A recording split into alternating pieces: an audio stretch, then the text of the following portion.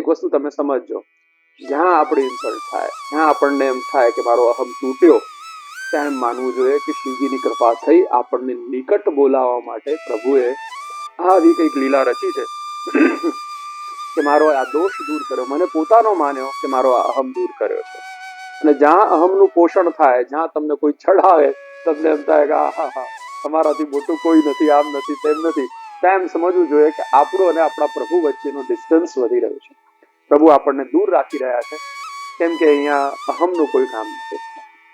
આટલી સરસ વિનંતી, દાસાનું દાસો ભવિતાસ્મી ભૂયા, એને ફરી દેહ માંગ્યો છે, ભવિતાસ્મી, ભવિષ્યમાં પણ મને આપનો આ દાસાનું દાસ હું થાઉં એવી આપ મારા ઉપર કૃપા કરો. અને મનસ્મરેતા સુપતેર ગુણાસ્તે ગૃહીતવા કર્મ કરો તુ કાયઃ.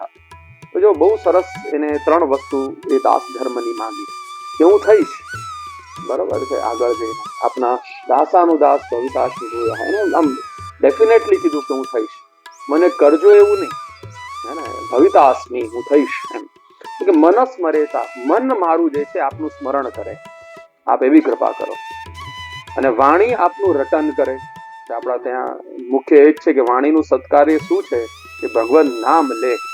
અને ત્રીજું એમને કીધું કાયા, કાયા આપની સેવા કરે. આ 3 વસ્તુ એને માંગી. અને આ જ પુષ્ટિ ભક્તિ માર્ગના ધર્મરૂપ છે. અને જો એ જ એને સાબિત કર્યું કે આ 3 જ વસ્તુ સિવાય આ જગતમાં બીજું આ દેહનું કોઈ કામ સાચું કામ નથી. પણ એ આમ કહીએ ને કે દાખલા તરીકે આપણે શ્વાસ લઈએ છીએ, આપણને ઓક્સિજનની જ જરૂર છે, કેટલા % નાઇટ્રોજન અંદર જઈ રહ્યું છે, કેટલા % અનેક ગેસો આપણા એ જલ અંદર જઈ રહ્યા છે, જલ એર એવી જે અંદર જઈ રહી છે, પણ આપણે ઓક્સિજન આપણા કામનું રાખીને બધું બહાર પાછું ફેંકી દઈએ છીએ. એવી જ રીતે આ જગત સંસારમાં ઘણી બધી એવી વસ્તુઓ છે કે જે આપણા કામની નથી અને જબરદસ્તી લેવી પણ પડે છે. તે લઈને આપણે આપણા કામનું છે એ રાખીને બાકી આપણે છોડી દેવું જોઈએ. તો હે પ્રભુ, હું આપના ચરણારવિંદના મૂળમાં, મૂળ આશ્રયમાં છું, અને દાસાનું દાસ થઈશ ત્યારે મન સ્મરણ કરે, વાણી રટન કરે, અને કાયા આપની સેવા કરે, એવું કંઈક મને આપ આપો. હવે ઘણી વાર એવું માને આપણે કે મોક્ષ ન માંગીને દાસત્વ માંગ્યું. તો માંગી શકતો હતો કે ભાઈ આપ મને મોક્ષ આપો. તો કાઉન્ટર ક્વેશ્ચન થાય તો બહુ સરસ વાત કરે છે કે ભાઈ મોક્ષ શેનાથી મળે. આપણે બધા તો ખબર નહીં, પણ હું તો અમદાવાદી છું, તો અમદાવાદી વિચાર કરીએ કે ભાઈ આપણે આમ શોર્ટ ફાઇનાન્સમાં બિગ આપણા હાથમાં કંઈક આવવું જોઈએ. તો દાસત્વ માંગ્યું એમને, અને મોક્ષ કેમ ન માંગ્યો? આખી આપણા શુદ્ધ પુષ્ટિ ભક્તિ માર્ગીય સિવાય જેટલા બધા છે ને, બધા મોક્ષ માટે દોડાદોડ કરી રહ્યા છે. હવે મુક્તિ મળે, મુક્તિ મળે, મુક્તિ મળે, હે ને, તમને મોક્ષ કેમ ના માંગ્યો? તો બહુ સરસ વર્ણન આપણે જોઈએ કે મોક્ષ શેનાથી મળે, કે ભાઈ જ્ઞાનથી મળે. જ્ઞાન થાય, બ્રહ્મ જ્ઞાન થયું કે ભાઈ આત્મ જ્ઞાન થયું, ને એનાથી કંઈક આપણે કરીએ, જ્ઞાનથી જ મોક્ષ પ્રાપ્ત થાય. તો જ્ઞાન તો ઠાકોરજીના એ ષડઐશ્વર્યમાંનું એક છે. દાખલા તરીકે ઠાકોરજીના ષડઐશ્વર્ય કયા? 6 ઐશ્વર્ય, તો કે ઐશ્વર્ય, વીર્ય, યશ, શ્રી, જ્ઞાન અને વૈરાગ્ય, આ ષડ ધર્મ. અને ષડ ધર્મ ધર્મી સ્વરૂપ આપણે એનાથી વિશિષ્ટ એ 7 આપણે સ્વરૂપ શ્રી ઠાકોરજીની અંદર જોતા હોઈએ. અને એ પ્રભુ આપણને પ્રાપ્ત થાય, એ પ્રભુના અનુભવ શ્રી મહાપ્રભુજીની કૃપાથી આપણે ઘરે બિરાજમાન શ્રીજી આપણને કરાવતા હોય. તો જ્યારે ષડ ધર્મ ધર્મી સ્વરૂપ આપણને કૃપા કરતો હોય, તો 6 ધર્મમાંનું એક જ્ઞાન પકડીને અમે કેમ બેસીએ? દાખલા તરીકે આપણે કોઈ આવો દાખલો તો સારો ના લાગે, પણ એક એક્ઝામ્પલ આપું કે ભાઈ આપણે કોઈક જે રીતે ડિઝનીલેન્ડમાં તમે ગયા, બરોબર, તમને બધામાં ફ્રી રાઈડ મળતી હોય તો તમે એક રાઈડમાં કેમ જાઓ? બરોબર, તમારી જેટલી ગમતી રાઈડ છે તમને બધું જ મળતું હોય, તો કોઈ એમ કે હું તમને ભાઈ 10,000 રૂપિયા આપીશ આ 10 વસ્તુના, તો કે ના મને એક જ આપો ને, મારે 1000 જોઈએ છે. તો આપણા જેવું ગાંડો કોઈ નથી, હે ને. અને મારા તો અમદાવાદી મેં તમને કીધું ને કે ફૂલ પેકેજ મળવું જોઈએ આપણને. તો ફૂલ પેકેજ શું છે? તો કે આ 6 વસ્તુ, ષડ ધર્મ ધર્મી સ્વરૂપ, ઐશ્વર્ય, વીર્ય, યશ, શ્રી, જ્ઞાન અને વૈરાગ્ય, આ 7 વસ્તુ છે ને કોણનામાં છે? તો કે પૂર્ણ પુરુષોત્તમમાં છે. અને એ પૂર્ણ પુરુષોત્તમના ભજનાનંદમાં આ બધી વસ્તુ આવેલી છે. એટલે આપણા ત્યાં જે ભગવદીઓ છે, જે વૈષ્ણવો છે, એ દાસાનું દાસ તત્વ માંગે છે, ભજનાનંદ તત્વ માંગે છે, એ મોક્ષ નથી માંગતા. અને બીજું, જો આપણે એ મોક્ષ એટલે શું? મુક્તિ, મુક્ત થઈ જવું, છૂટી જવું. હું કોઈ મને એમ કે મારા ત્યાં સેવક હોય, જોબ હોય, કે આપ મને મુક્તિ આપો, મીન્સ આપ મને કાઢી મૂકો, કે આપ મને છોડી દો. આપણે યદિ સેવક તરીકે, દાસ તરીકે પ્રભુ પાસે યદિ કંઈક માંગીએ અને મુક્તિ માંગીએ કે પ્રભુ અમને મુક્તિ આપો, તો આપણને માંગતા ના આવડ્યું, આપણે પ્રભુથી દૂર જવાની વાત કરી દીધી. દાખલા તરીકે એક સાગર છે, સાગરમાં તમે એક મુઠ્ઠી સિંધા લૂણ નાખો તો એની કોઈ આઈડેન્ટિટી રહી? એ મુક્તિ એટલે સાયુજ્ય, સામીપ્ય, સારૂપ્ય આદિમાં બધામાં પણ પ્રભુમાં લીન થઈ જવું, ના થઈ જવું, એનો વર્ણનમાં નથી જતો.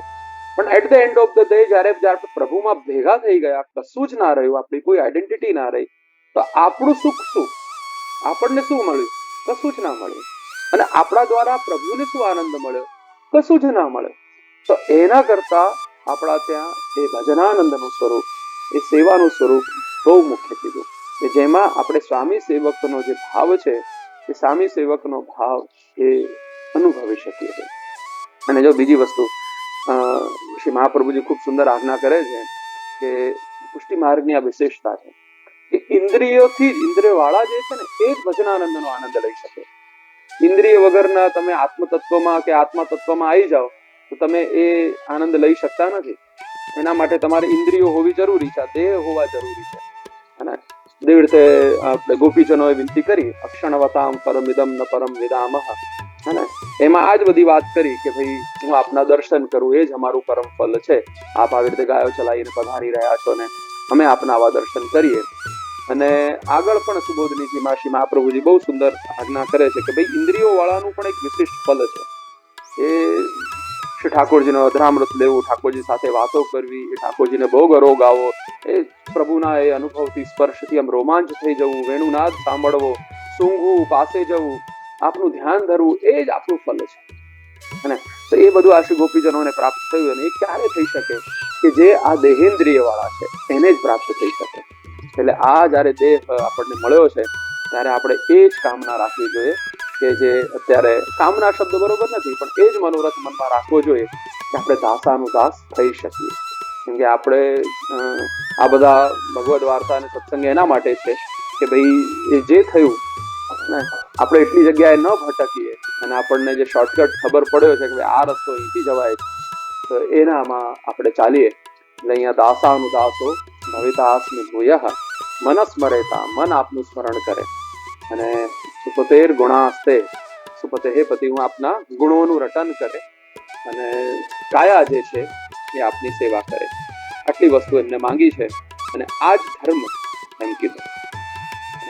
તો આ ધર્મ, અને પછી આગળ એ આવ્યા કે આપણે જેવું કહીએ ને ધર્મ પછી અર્થ, કે હવે શું તને, આપણને એમ થાય અર્થ એટલે જે એવી વસ્તુ, અર્થ કમાવાની વસ્તુ. તો એમને એ અર્થને સમર્પણ કરે છે. ધર્મનું સમર્પણ કરી દીધું, હવે અર્થનું સમર્પણ કરે છે. કે નનાક પૃષ્ઠમ, અને ન પારમેષ્ટ્યમ, ન સાર્વભૌમમ, ન રસાધિપત્યમ, ન યોગ સિદ્ધિ, ન પુનર્ભવમ વા, ન સમંજસત્વ વિરહ્ય કાંક્ષે.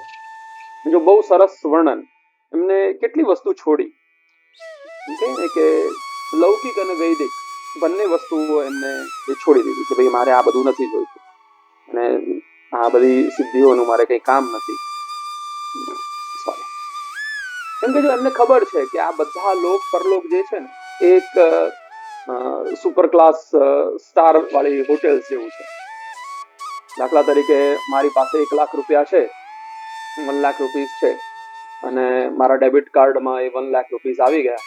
હવે હું યદિ કોઈ હોટેલમાં જાઉં, 10,000 વાળી હોટેલમાં જાઉં, તો હું 10 દિવસ રહી શકું. માલ ખતમ, મોહબ્બત ખતમ, હવે તમે જ્યાં છો ત્યાં જાઓ, પાછા કમાઈને લાવો, બરાબર. 1000 વાળીમાં જાઉં તો હું 100 દિવસ રહી શકું, 100 વાળીમાં જાઉં તો 1000 દિવસ રહી શકું. તો આ બધા લોક આવા જ છે. તો એમને કીધું કે નનાક પૃષ્ઠમ, મને આ બધું નથી, ઇન્દ્રાસન નથી જોઈતું, ન સાર્વભૌમમ, ન પારમેષ્ટ્યમ, મને એ બ્રહ્માજીનું આસન પણ નથી જોઈતું. આ બ્રહ્માજી પણ બદલાય છે કાલાંતરમાં, અને ઇન્દ્રો કેટલા બધા બદલાઈ ગયા અત્યાર સુધી, હે ને. ન સાર્વભૌમમ, આ સકલ આ જે પૃથ્વી છે એની પણ મને કોઈ આધિપત્ય જોઈતું નથી. એટલે આ ત્રણેય વસ્તુથી એને એવું કીધું કે આ મારે આ લૌકિક કોઈ પણ વસ્તુ જોઈતી નથી. હવે વૈદિક પર આવ્યા ના યોગ સિદ્ધિ. મારે કોઈ એવી વિશિષ્ટ યોગ સિદ્ધિ નથી જોઈતી કે ભાઈ જેનાથી હું આમ કરી શકું આમ કરી શકું, કેમ કે એ પણ ક્ષીણ થવાની છે આજે નહીં ને કાલે. અને ન પુનર્ભવમ વા. જો અહીંયા પાછું મોક્ષની વાત કરી તો મોક્ષ શબ્દ ના વાપરીને પુનર્ભવ શબ્દ વાપર્યો હે ને. તો એક બાજુ તો એમ કહે છે કે હું થઈશ અને એક બાજુ એમ કહે છે કે ન પુનર્ભવમ હે ને.